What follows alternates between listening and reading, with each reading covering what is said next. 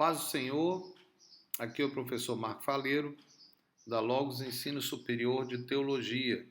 Nós estamos na disciplina Introdução à Bíblia. E esta é a quinta parte da aula dupla 5, que é a aula 9 e 10. Nós já demos a aula 9, nós estamos na aula 10, na segunda parte. E estamos falando acerca do desenvolvimento do cânon. Falando agora sobre a revelação sobrenatural, quer dizer, a revelação de Deus ao homem.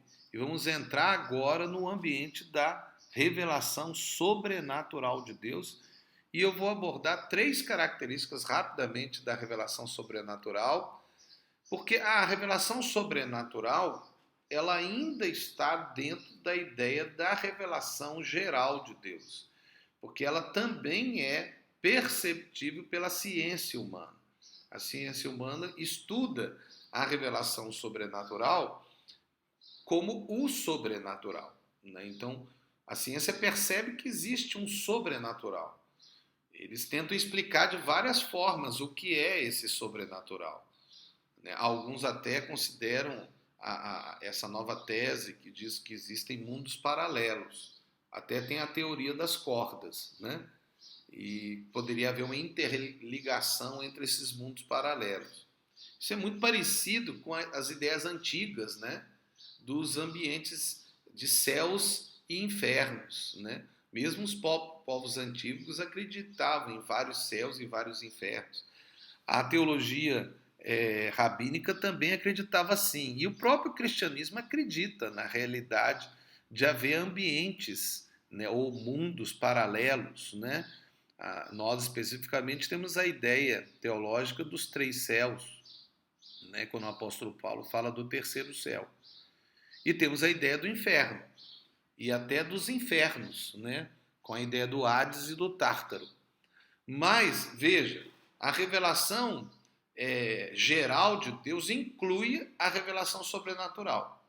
Então nós vamos terminar agora, nessa parte, a revelação natural, que é a geral, e já vamos entrar na revelação particular, que é a especial. E vamos ver essas 3 características que são destacáveis. Os eventos sobrenaturais entram dentro da abordagem daquilo que se chama de metafísica, ou até a parapsicologia. Tem estudos mesmo da ciência sobre isso. Isso seria um sobrenatural. Também é considerado a ideia das experiências espirituais religiosas, né, que às vezes são inexplicáveis, como a própria ideia do milagre, né? O milagre é uma ideia estranha à ciência, né? Por exemplo, a questão da possessão, né, que às vezes não se explica. Tenta se explicar, mas não dá para explicar de uma forma concreta. E o próprio fenômeno humano que está no psique humano, que a psicologia estuda, né? Então nós vemos esses 3 ambientes. É dado a todos a possibilidade de saber que Deus existe. Isso é uma realidade da revelação universal. Mas e a salvação? Aqui entra o aspecto do evangelho, né? É que a revelação universal fala, Deus existe. Tá bem, Deus existe. Mas e o ser humano ser salvo? A Bíblia não diz que a salvação é só por meio de Jesus? Então, como o homem vai ser salvo sem ter o conhecimento da mensagem das boas novas, que é o Evangelho? Nós aqui encontramos um grande tema para uma discussão que divide os teólogos, né? Porque aí entra aquela ideia, mas e aqueles que nunca tiveram oportunidade de ouvir falar de Jesus? E aqueles antes de Jesus que não eram de Israel? Eles vão ter chance? Não vão ter chance? Não é a nossa abordagem. Eu vou deixar isso para depois, para vocês abordarem, tá? A revelação particular, então, entra nesse momento que depende, é uma revelação que depende da ajuda de uma outra pessoa, né? E ela tem 2 realidades fortes na revelação particular. Primeiro, a oração, que é um aspecto que tem sido estudado até pela psicologia, e que é feita até independente do cristianismo. Mesmo o não cristão, ele ainda ora. mesmo que ele esteja orando aos falsos deuses. Mas ele percebe que pode haver uma comunicação com o reino espiritual. Ele até mesmo, em alguns casos, entra numa comunicação com os seres que caíram, que são os demônios. E eles têm até vários tipos de experiências, né, que são experiências sobrenaturais. Mas o aspecto mais forte, que é a abordagem nossa da revelação particular, é a Bíblia. Todo ser humano tem um sentimento de comunicação com Deus. É uma revelação natural, advinda da natureza humana, pois o homem foi criado para ter comunhão com Deus. O aspecto da comunicação não implica na relação de fato, apenas uma relação de criador com a criatura. Né? Então Deus pode falar com o incrédulo, e ele fala de várias formas. Ele atrai o homem para si. Agora, isso não significa que ele está tendo uma relação pessoal de pai e filho. Isso só vai haver por meio do novo nascimento. A relação de pai e filho somente por meio da salvação em Cristo Jesus. Isso nós temos que ter convicção disso. Ah, professor, mas tem pessoas aí que não são crentes e que elas conversam com Deus. Bom, elas podem até conversar, mas elas não vão ter uma revelação plena sem Jesus Cristo. E eu não estou falando que conversa, tá? Por favor. Só estou falando que pode conversar. Talvez seja possível. É uma hipótese. A revelação particular entra então a doutrina da oração. Dentro da oração a gente entra a oração, a adoração, a comunicação com Deus, a ideia da comunicação individual e coletiva. Mas isso é uma doutrina que vocês vão estudar em uma outra doutrina da teologia sistemática.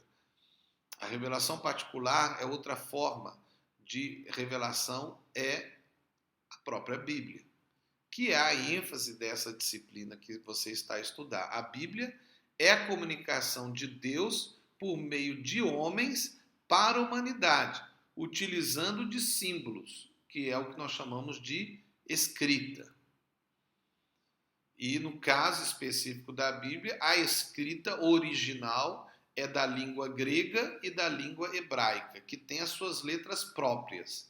Mas nós transliteramos e traduzimos para poder entender essa comunicação. Deus se revela por meio de homens e mulheres que testemunham acerca de Deus. A Bíblia é o meio que Deus estabeleceu para criar um padrão que determina a verdade. E como nós falamos, nós reformados, a Bíblia é a nossa única regra de fé e prática.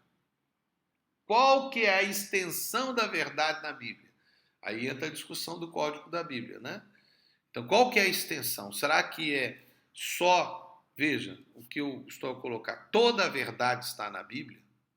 Ou é parte dela? Só a parte suficiente para a gente ser salvo? Né? Ou a verdade essencial para a salvação está na Bíblia? Ou ainda, a verdade está toda na Bíblia, mas em semente, através daquilo que é os símbolos que estão ali dentro. Agora vamos entrar em como Deus formou a Bíblia, que é uma forma de Deus se revelar ao homem.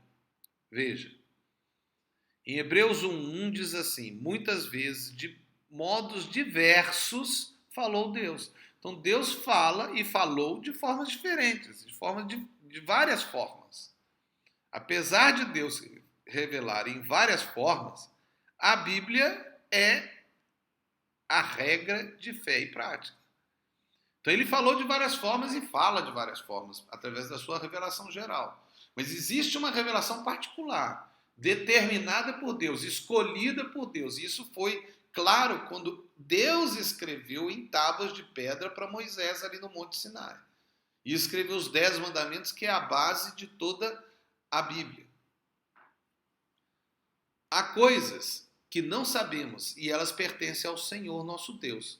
Mas o que ele revelou é para nós e para os nossos descendentes. Está aí Deuteronômio 29:29.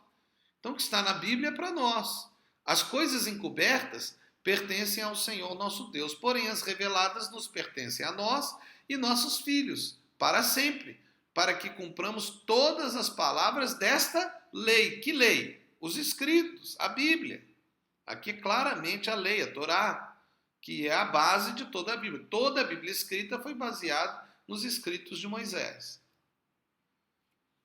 O conceituado escritor Moacir Sliar, em artigo publicado na revista Biblioteca, entre os livros Editora Dueto, em maio de 2008, se admira. O que dizer de um livro que está traduzido em 2.167 idiomas e dialetos, que no último século teve edições totalizando mais 2 bilhões de exemplares, ou seja, 2 bilhões de Bíblias impressas. Está ao alcance de 85% da humanidade e é lido há cerca de 3.000 anos. Que pergunta, na verdade. O que dizer disso?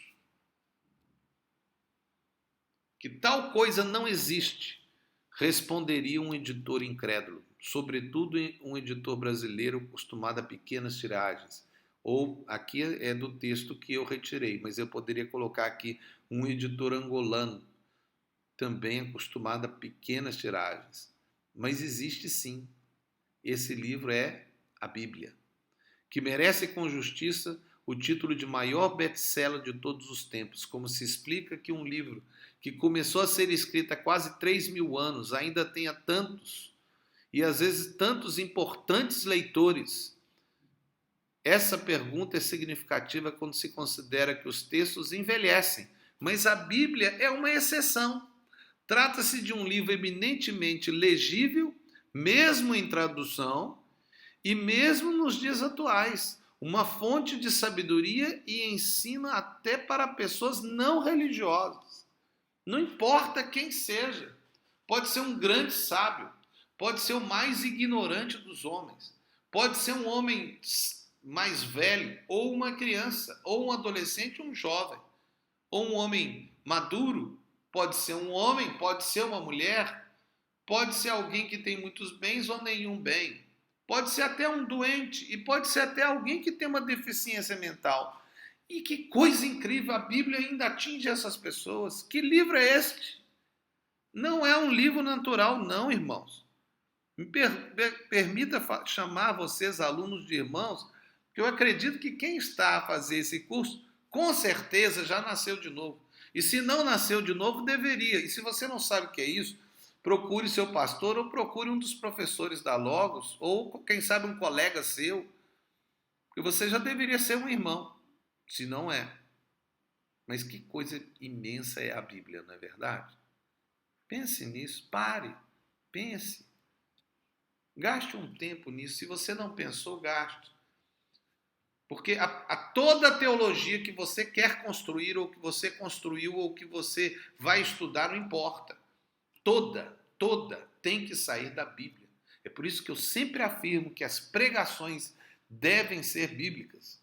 Nós temos passado por um momento novo da história da igreja e muitos estão, às vezes, começando a sair da percepção que a orientação da nossa prédica deve ser a Bíblia.